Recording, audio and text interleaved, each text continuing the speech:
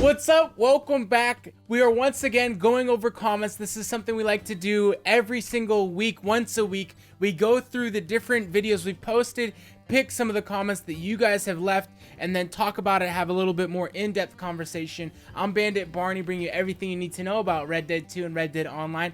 Thank you for joining us, and without further ado, let's get into the first comment. From Aub. I think I said that right. I ain't played in over a month. I'm rank 120 with 16k. I've given up on the game, and I don't think one update will get me back to it.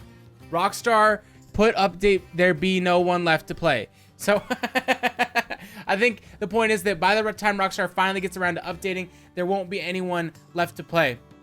Now, I think something from Aub that I really liked was that, well, not that I really liked, but I thought was a good point, is that Rockstar is getting closer and closer to the point where, unless the update they drop is just absolutely amazing, the player base is already going to be gone. The player base is already going to be on to different things. There's really two times a year that have really competitive gaming markets. Right before the holiday season and in that winter-spring transition. These are two times where big AAA titles drop their games, and this is the exact window in between that holiday season and the spring window where Rockstar has had the opportunity to make Red Dead Online great and capture their audience well. They haven't done that. In that window, although it's very competitive, if you can bridge that gap, you're pretty set up for, you know, what comes around the corner. If you release a game during the holiday season and you're able to keep it interesting through the spring window, chances are that going into summer, that game's going to be very popular. When games are popular in summer, it's great for developers because a lot of gamers are younger. As time passes on and as I get older, kind of my generation is big gamers and we'll have older gamers. But for right now, we're still in that area where like someone who's like 40 years old isn't going to be, they aren't generally going to be a gamer, whereas nowadays a 20-year-old, like that person probably plays games. So we're gonna see more and more people playing games, but point being is in the summer when younger people have less responsibilities, they're not going to school, whatever, that, you know, that they're off, they're on vacation. That's when games become very, very, very popular. Streamers make them more popular. It's just all around a better time for games because there's a bigger audience in the summer. If Rockstar doesn't do something to capture them, it's going to be a big flop in the summer. And Aub is right. They need more than just one update at this point, because the longer and longer they go without updating, the more and more content they need to bring to make players happier. Thank you for your comment, man. Appreciate it. Then we have this one from Full Limits. They can't update because they are in a lawsuit. Dip. Full Limits, thank you for the comment, man.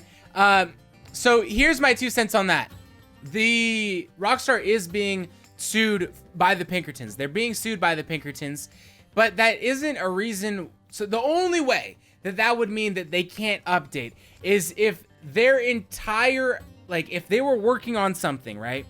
And the entire product of their update was revolved around the Pinkertons, and there was no way for them to cut the Pinkertons out of that, and they said, you know what, we have to scrap this entire update and start back from zero and do it without the Pinkertons. I highly doubt that. Even if the Pinkertons were a part of their update, I highly doubt that they couldn't just go back in and change those characters, because they haven't been really well introduced in the online story yet. So change those characters, make them something different, you're good to go. On top of that, AAA companies deal with lawsuits literally all the time. The idea that your company gets stuck at a standstill because of a lawsuit it's just not the reality. The reality is that a company of that size, if that company gets stopped when they're being sued and they cannot produce while they're being sued, then they're not going to be successful. That's just the reality. As a large company, you have to be able to take care of lawsuits and continue your day-to-day. Otherwise, you're not a large company. There's no way that you'd be able to function as a business if lawsuits brought you to a standstill. So that's why I think that, you know, like, the idea that the Pinkertons suing Rockstar is why there is no update is just not that It's just not an idea that has a ton of basis, unless, like, so the only way that works is if Rockstar was planning on dropping a big update a lot sooner than they have by now, and that big update revolved having the Pinkertons in it a ton. In which case they'd be like, okay, probably not a good idea to put Pinkertons in the new update while we're being sued by the actual Pinkertons. One, I don't think that Rockstar was ready. I don't think Rockstar was ready with a lot of content when they released the beta. I don't think that they were going down the path of, hey, this is our next update. I don't think that that's where they were. It's pretty clear that that's not where they were, because we're now 2 months plus outside of the beta being released, and they haven't given any significant content to it. So the idea that they were already planning on something to put out, I think, is defeated there. And the idea that a company, a lawsuit would stop them from proceeding with their game and their IP is just, it's just not a reality. Full Limits, thank you for your comment, man. I hope your day turns around, bud. And then from Dream Warrior, automatically thumbs down Red Dead Redemption 2 videos. There's nothing to post about, no content for months, end of story. I don't know why you would go around watching all these Red Dead 2 videos if you're not interested in any of them. There is no content added. As soon as content's added, it's going to be the thing that every single one of us YouTubers posts about. But it's probably not going to happen until March. It's probably not going to happen for a little bit. But the solution is not just for all these Red Dead 2 YouTubers to stop uploading until something new comes out. The solution is, you know, work through the tough times and get to the good times, hopefully, right? So that's the solution. Dream Warrior, quit this rampage of dislikes, bro. Cut this rampage out. Notorious Nate, if you don't listen to your community, your game will die. First, we all know that Rockstar, like, they've had this, every time they've tweeted, or a lot of times they've tweeted regarding Red Dead 2, they actively say, hey, give us your feedback. Let us know how things are going. We want you to help us make this game great. And I think that's true to an extent. I don't think they do a great job of communicating back once they get that feedback. I don't think that they do a very good job of that. Rockstar's never been good at that. That's never been their motto. They're not that open communication type company. Well, at least with the player base. I'm sure with their shareholders, it's a different story. Regardless, though, it's so true. If you don't listen to your community, your game will die. And one thing that I think pertains to this a lot, which is just an example of it, which is Fortnite. Fortnite's been going in a certain direction for a while, and you see a lot of the competitive scene to Fortnite disagreeing with it, because Fortnite is catering to more casual players with some of their items and updates they're putting in, making, you know, planes that were a big deal, that were just bashing through and running people over, and other things. I'll try and keep this short because I know a lot of you guys aren't interested in the game. But then Apex Legends comes out, and the whole idea behind Apex Legends is that the better player wins. There's nothing, they're not doing anything to cater towards the new player. They're making the game fun, and when you're good, and the better player will win. That's their motto. They don't do that casual catering, at least yet. The game's still new.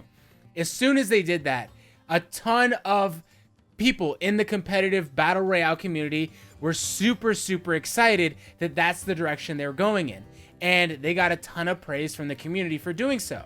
Fortnite had been kind of ignoring all this outcry from the competitive community about doing, you know, things that help the casual player instead of helping the competitive player. As soon as Apex Legends comes out, a week later, Fortnite is actively moving back into competitive updates and making things more competitive, taking away those casual advantages and adding to the competitive nature of the game. So we see here, when you listen to your community, that's where people go. Apex Legends comes out and essentially listens to the community of the Battle Royale and gets praised for it. And the response from Fortnite is to quickly adjust and become more competitive once again. Rockstar, unfortunately, has done none of these things. They haven't been listening to the community. They haven't been talking with the community. And I think that it's very interesting because GTA 5 Online, one of the greatest games of all time, and has set the benchmark for how long a game can live and be enjoyable and make money for the developer while still being fun.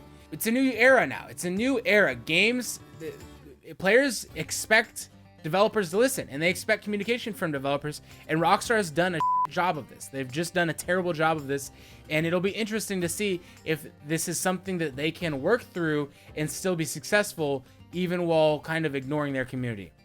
Notorious Nate, thank you for the comment, man. Appreciate you. And this from Rob Schmitt. You are so full of I didn't unsub. Thanks for making me laugh. One day there will be more content than your hairline can handle.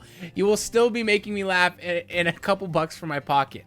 So I think Rob's saying that him watching ads is putting a few bucks in my pocket. And Rob, thank you for that. I appreciate you, sir. I'm so full of dude. How are you going to start out with it, what seems like a compliment, and just shoot a shot at the beginning? You're so full of I'm not unsubbing, but you're so full of Rob. I don't know how to feel about this comment. I think it's a good thing, man. I appreciate the comment. Thanks for stopping by, and thanks for the support, man. Okay, I think this is Lama Bradley. Rockstar has turned into a shareholder's money cow, and sadly, the heads of Rockstar have forgotten about the consumers. Essentially, Bradley is talking about how this game has become a huge disappointment, which is something we've touched on before, and that is that Red Dead 2, the game itself, the story is absolutely amazing, phenomenal detail. The immersion you get when you play the game for 70% of it is just outstanding, unmatched, unrivaled. There would be no bad name around Red Dead 2, the game, if they didn't release the online and the online be so insufficient. The fact that they released the online that's so insufficient, it leaves a poor taste in the consumer's mouth, right? So let's say you go to a restaurant and you have a really good meal, really good meal, and then you go to have dessert, and in your dessert is a hair, and the dessert just it tastes like it might have gone a little sour.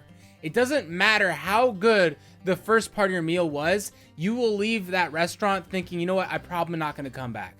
Probably not going to come back. That experience overall didn't meet my expectations. Even though the main course could have been phenomenal, if at any point you're left with, towards the end of your experience, a bad taste in your mouth, then your total outlook on that is that it wasn't too good. It wasn't too great.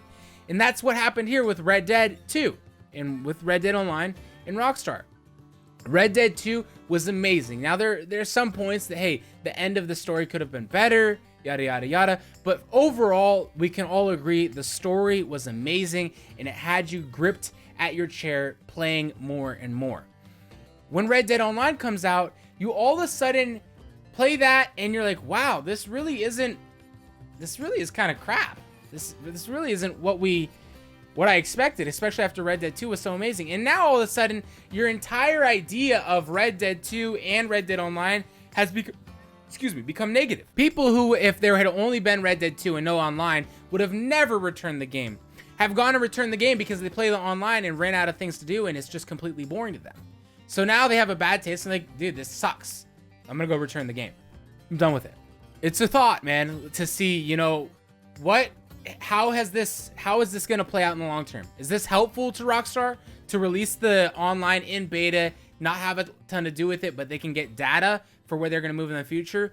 Or would it have been better for them to not release the online and instead just keep the story mode until they were really ready to put some significant content into the online? It's tough to say, and we won't really know. I will say, as a creator, them releasing the online has opened the door for a lot of new content, so I'm glad that they did that.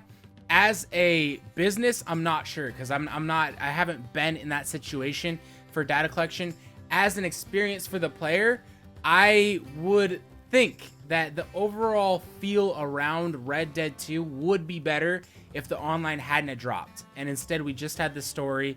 Maybe the community wouldn't be as big, I'm not sure, just because once the average player beats the story of a game, they move on to something else. In this case, the online's kept us around, so I'm not sure if the community would be bigger, but I can almost guarantee that the feel and the taste in people's mouth would be a lot better if the online hadn't dropped. Lama Bradley, or I'm a Bradley, thank you for the comment. You guys, thank you for being a part of the channel and your support on it. We really appreciate you, from me and my brother. If you haven't subbed already and you enjoyed this video, make sure to hit that sub button. And until the next video, we'll see you then, and take care.